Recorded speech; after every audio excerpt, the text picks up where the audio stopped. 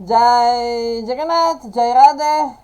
We are at our weekly appointment with Bhagavad Gita. Today will be a little short, maybe. Better than nothing. So, we were chapter 6, verse 23. As usual, if you have any questions, objections, whatever, please interrupt so that we don't go too far out of the proper road. So verse 23. 23 was okay. Actually, let's go 22 because it is still talking about this knowledge, the realization of Atman Brahman. 22. One who has obtained this position, the position of the realization of Atman Brahman, does not take into consideration or feel the need for any other further acquisition. And once established there, he does not become shaken even by severe sufferings. Then we have 23. This should be known as the absorption in yoga that liberates from all contacts with suffering. This is undoubtedly the yoga system that must be practiced without deviation or without getting discouraged. So, anirvinna.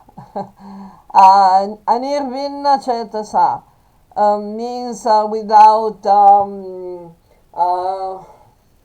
letting go of the yoga process. What we need to let go is the ahankara mamatva. We need to stay, to remain attached to yoga. And what is yoga? Yoga is the proper vision, the proper consciousness. Yoga has nothing to do with being fit, with physical fitness, or in fact, it's all about yoga is all about becoming detached from the identification with the physical body and the mind. Verse 24. Completely abandoning all the desires or plans arisen from the mental processes, one should control the mind and all the senses by regulating them from every side. Okay, so this is the point of yoga. This Patanjali's Yoga Sutra starts by saying that yoga chitti vritti nirodha means yoga is the calming all the restlessness of the mind. This is the same thing explained by Krishna here, that yoga means becoming detached from all the activities of the mind, all the plans, the restlessness of the mind, and becoming aware of our real identity. Verse 25.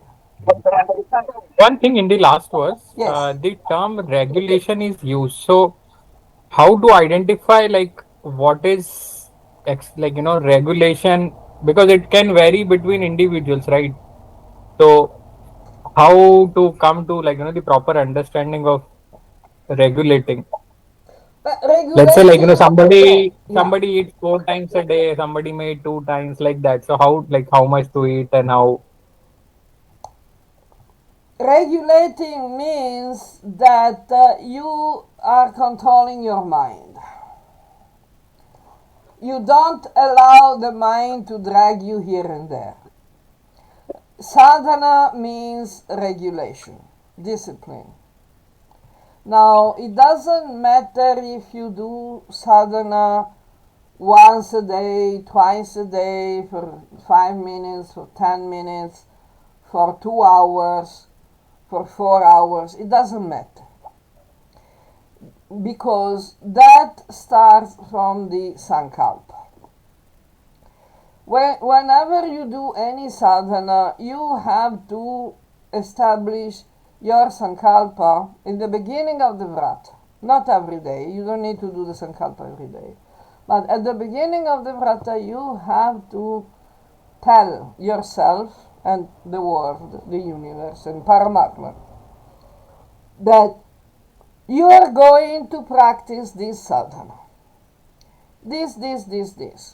If you can do it once a day for 15 minutes, okay.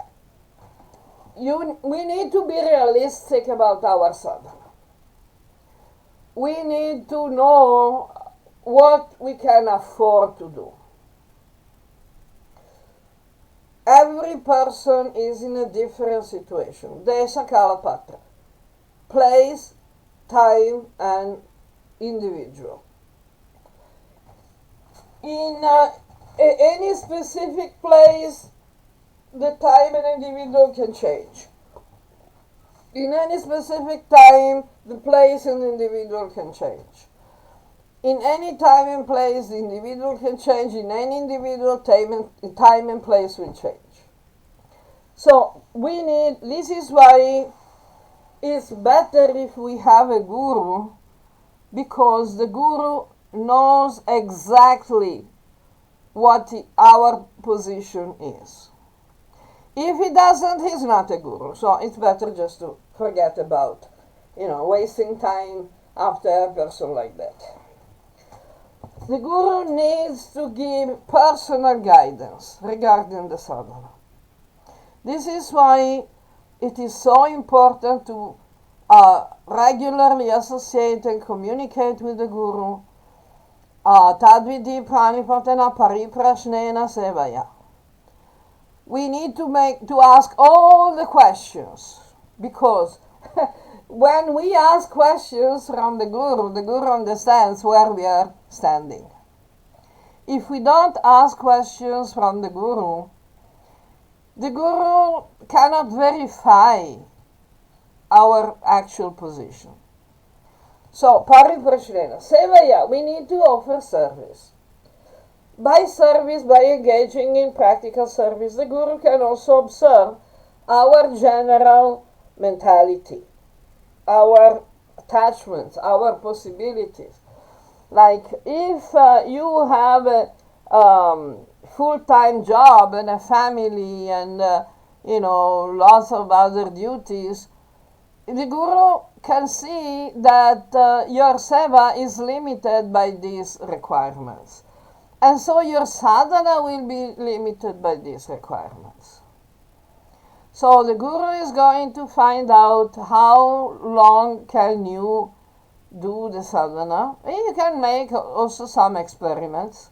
When everything is clarified, everything is clear and established, then you decide on a comfortable sadhana.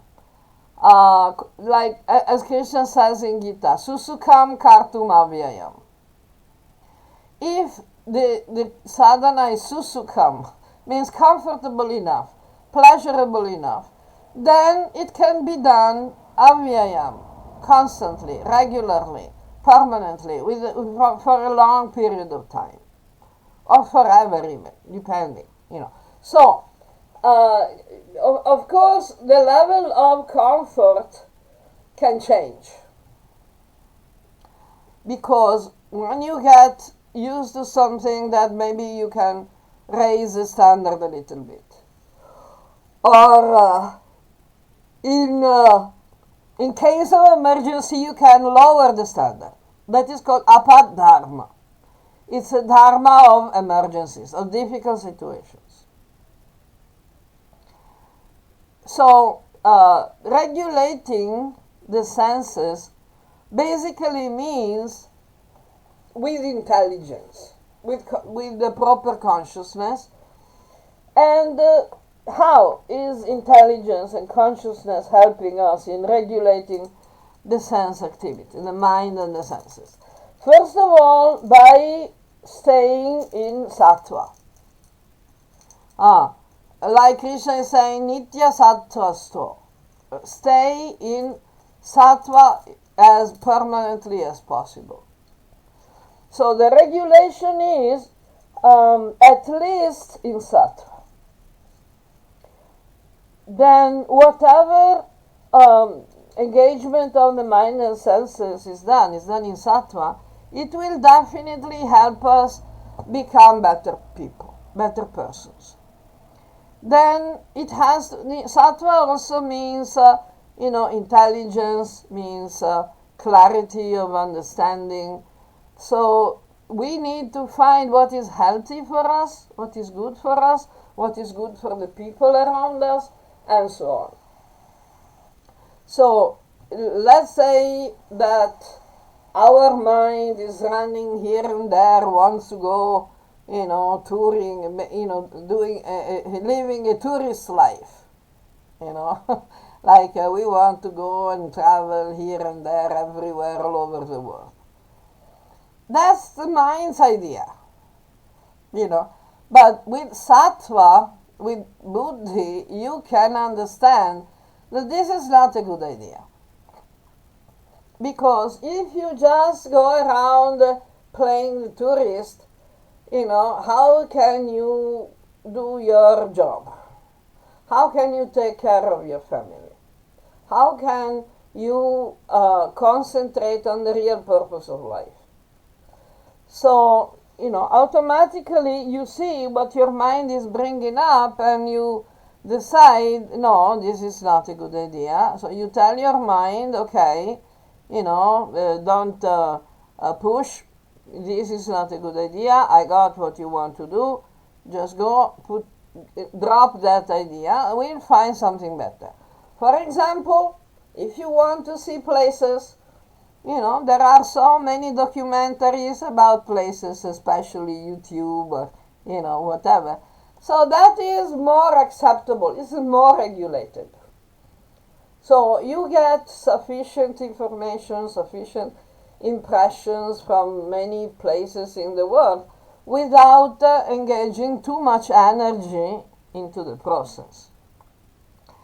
And the same way is about eating and about work, in the balance between work and rest and relaxation. Like Krishna said, for someone who is eating in moderation and moderating the ratio between work and rest and entertainment, we can say, then we can find a good position that is healthy for our body and mind and will support us in our real work. That is the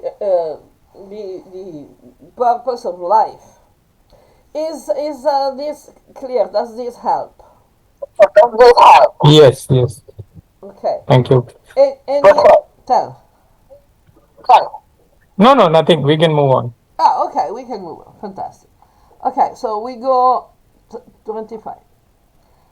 25. Gradually withdrawing from external things but the use of intelligence. With a determined effort, one should fix the mind in the self, in the Atman, and stop worrying about everything else. Stop thinking about everything else. Of course, this doesn't mean that we have to become stupid. That's why Krishna is saying by use of intelligence. We need to use intelligence.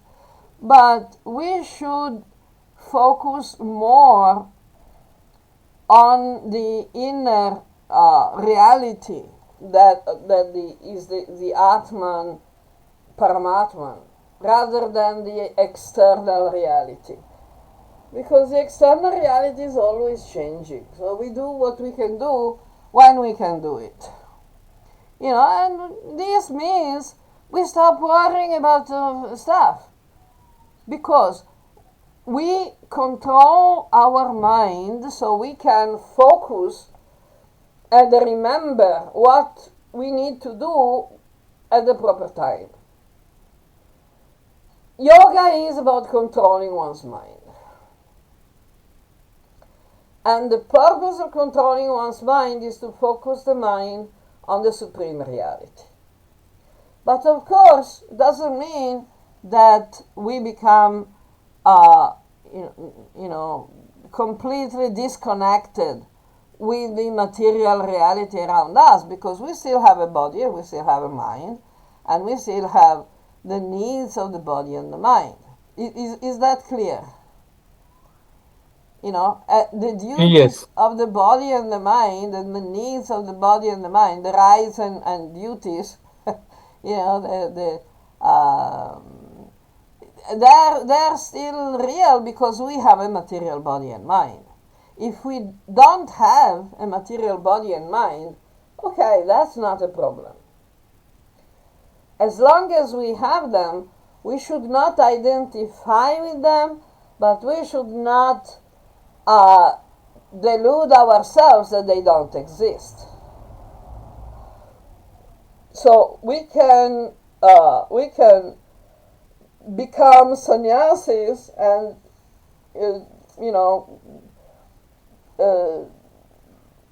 put less energy on our body and mind. Especially with old age and stuff, we don't do much externally anymore because the body and the mind are not as fit as they used to be. This is why in the Varnashrama system, at the age of 50, Panchasordvam Banam Brajet, after the age of 50, we should go to the forest. We should retire from our duties, from our job, our family, and everything, and we should focus on the inner reality more. We can do that in a house. We don't need to sit in a jungle, because also today there are no more forests. We sit in a forest, the police will come and say, "Show us your PAN card, your Aadhaar card." So I say it's not very practical. But at least we should try to need less and less. Reduce our needs, reduce our focus on the external things, and shift the focus to internal things. Is that clear? Yes. Excellent. But it has to be done with intelligence, Okay. And 26. The mind is unsteady and impatient to wander around. Every time, wherever it runs off, one should bring it back under control and regulate it so that it remains controlled in the self, by the self, in the Atman. We know what the mind does. That's the nature of the mind. Chanchala himana Krishna. Pramati bhavadrivam. Tasyaham nigraham manye bayariva sudushkaram. So, the mind is unsteady. Yato nischarati. Manas chanchalam. Astiram. It's normal. So, whenever someone is saying, "Oh, I have problems in controlling the mind." Yeah, right. What do you think? You were different from anybody else. Everybody has problems in controlling the mind. But we just have to learn. We do our best. Controlling the senses might be relatively easy, but controlling the mind is much more difficult. But we can control the mind by constant practice and detachment. Verse 27. Certainly he among the yogis who has perfectly pacified the mind can attain the highest happiness. Just like Patanjali said, look at that. Thus, having attained the pacification of passion, of the rajas, Santa Rajasam, he becomes situated on the transcendental existence and becomes totally purified. It doesn't say to extinguish the rajas. This is important. This is just like the Buddhists that think that nirvana, Buddhists think that nirvana means taking away all the air so the lamp stops burning. It's not what we need to do. Nirvana means that we shelter, we protect the flame of the lamp from the agitation of the wind, so that the light of the lamp can burn more steadily and we make more light. So in the same way, we have to pacify the rajas, not to destroy the rajas, because we need to work, we need to do something, just, to keep our body going. If we don't do anything, we cannot even maintain one's body. That's what Krishna says also in another verse of Gita. So we have to pacify the rajas, harness, channel it, and then we'll be able to do a lot of things. So the rajas is like a very active horse. If we don't harness the horse or the elephant or the bull, whatever type of rajas one has, we have to put a harness on rajas, pacify rajas, and then use rajas in a controlled manner in order to do our work, even including our sadhana. Because without a bit of rajas, we cannot do any sadhana. Okay, 28. Concentrating always on the Atman, or self, the yogi who has become free from all contaminations attains the higher happiness because he easily remains in contact or connected with the Brahman. Yunjan evam sadatmanam. Yogi vigata kalmasha. Kalmasha are all the contaminations. What are these contaminations? The material identifications and attachments. Sukhena Brahma samsparsham. Touching the Brahman. In contact, in intimate contact, in connection with Brahman. Atyantam sukham asnute. Can really become happy. Happiness is not found outside. So much we know. That much we know. Verse 29. One who is connected through yoga contemplates the Atman that is situated in all living entities and states of existence, and all the living entities' existences are situated in the Atman. Okay, so here, why Bhuta is very interesting. Sarva Bhutastam. Bhuta is, if I'm not mistaken, the past participle, the equivalent of the past participle of the verb to become, to be. So bhava means birth. Something that starts to be becomes a manifestation. So both the living beings and the states of beings in the sense of existence are beings.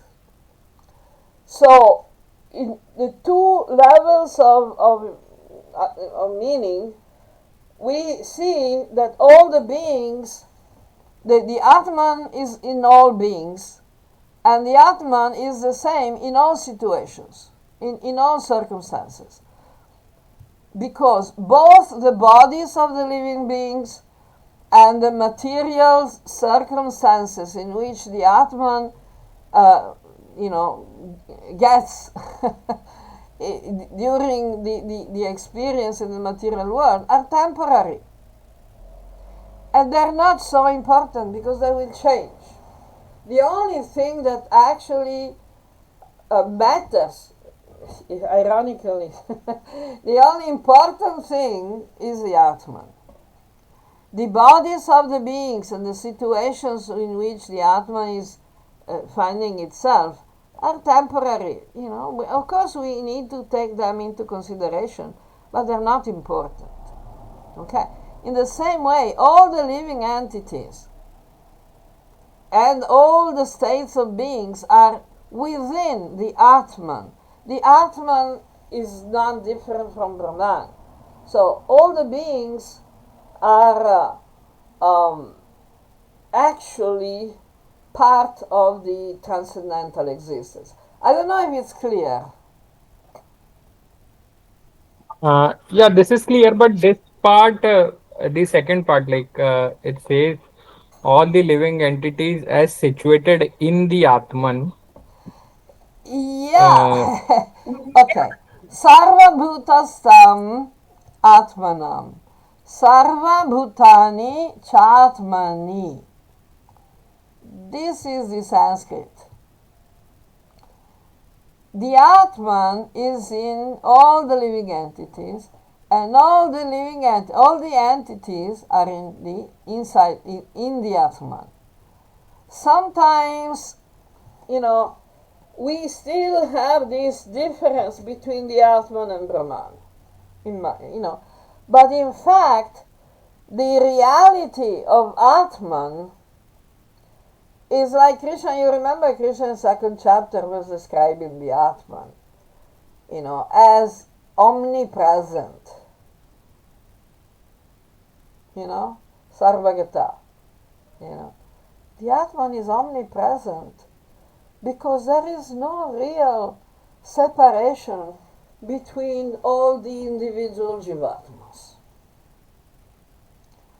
What appears to be separation is just Maya.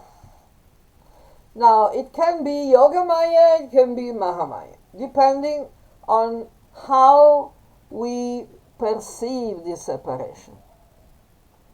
If we perceive this separation with the purpose of cooperating, of working for the benefits of others, Sarvabhuta Hita, if we see this separation as a basis for relationships, for a basis for compassion, friendship, love, this is a separation that is managed by Yoga Maya. And it's useful because we can teach people, we can help people only through this idea of separation. Because I know stuff and, the other person doesn't know that thing. So it is my duty, my honor, my pleasure to help that person who is not me to actually come to know and realize and become happy. The Sarva Sukhina Bhavantu. Sarva Shantu Niramaya. Sarva Shantu Niramaya. Because the other type of Maya, the Mahamaya, is actually giving us the idea that we can ignore the others. Because we individually are the center of the universe. And everybody else just is not important. So you see this difference between Yoga Maya and Mahamaya. Mahamaya is not different from Yoga Maya in the sense that it's the same energy. It's the same Mother Goddess. But depending on what we want to do with this separation, it teaches us or it helps us to do our work properly. So Mahamaya is a severe teacher. Yogamaya is a very sweet teacher. It's just the same teacher that is either supporting us when we're doing things correctly or is rebuking us when we do things in the wrong way. So you see, the same teacher is there. So Maya is the same. And this idea of separation is Maya, is illusion. This is also demonstrated by modern quantum physics. We are all connected. Everything is connected. Reality is shaped, is being shaped by consciousness. The famous cat of Schrödinger, a cat in a box can be either dead or alive. We don't know until we open the box.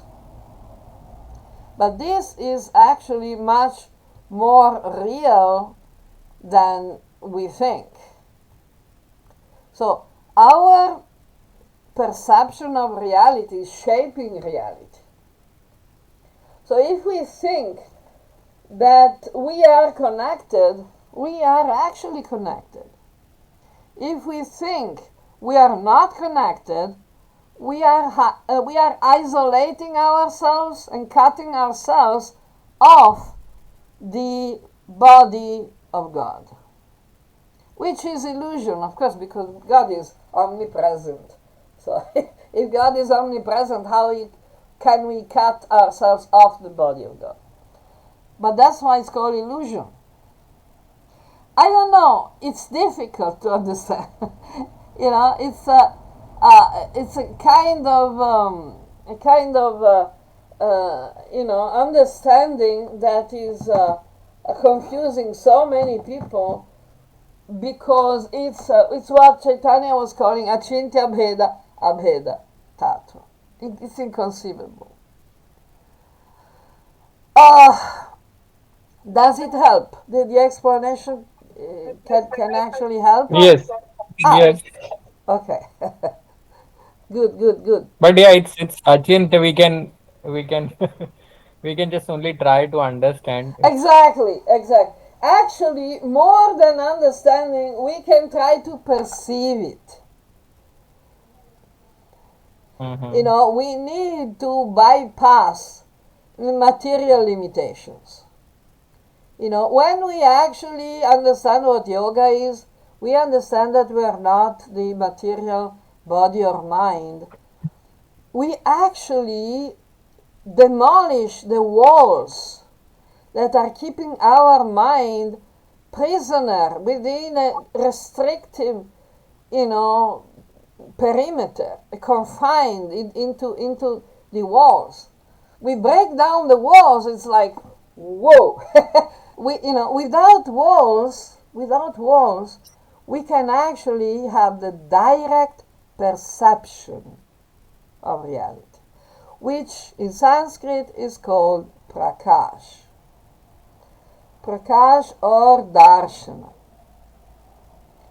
It's not something that comes just by intellectual exercise. It's a moment of enlightenment. It's a thrill of creation, the Spandakarika, the Bindu. It's one instant of understanding. It's like we can talk about the honey, forever.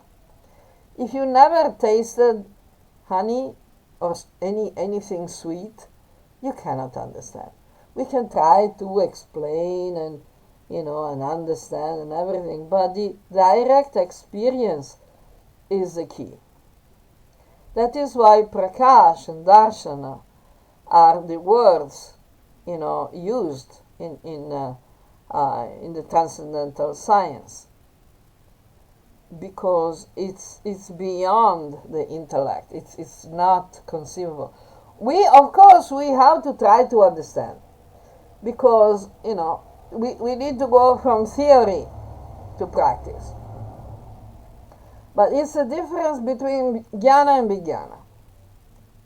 Jnana, you know something theoretically. Vijnana, you know it is like that because you have seen it, you have experienced that. Is that clearer? Yes. Okay, we try, we keep going, no problem. 29. One who is So connected you have to yeah. join another call, you said, right? Or we can Yeah, it's continue. okay, we finish this, no problem. One who is connected through yoga contemplates the Atman situated in all living entities, and all living entities situated in the Atman. Therefore, he is equally disposed towards everyone and everything. This is important. We can verify if someone is actually a realized person. Yeah, exactly. Padma, sono in meeting. Ti chiamo dopo. Okay, another one. Number 3. Okay, so I will say that the it's a direct experience that we can access directly. We use the intellect, we use the intelligence, but it is beyond the intellect. At that point, we have the direct experience, and this is what the rishis are about. Okay. And the equally disposed towards everyone, this is the verification test. If we see someone who is, presenting themselves as a great gurus or realized souls and everything, but they're not equally disposed towards everyone or everything, and they are actually uh, functioning on the basis of prejudice and gross material identification and attachment, we know they're not the genuine article. So, they're not yogis. Okay, so I think we can stop here. We continue from verse 30 next time. Okay, Thank you. Let fine. me. Okay.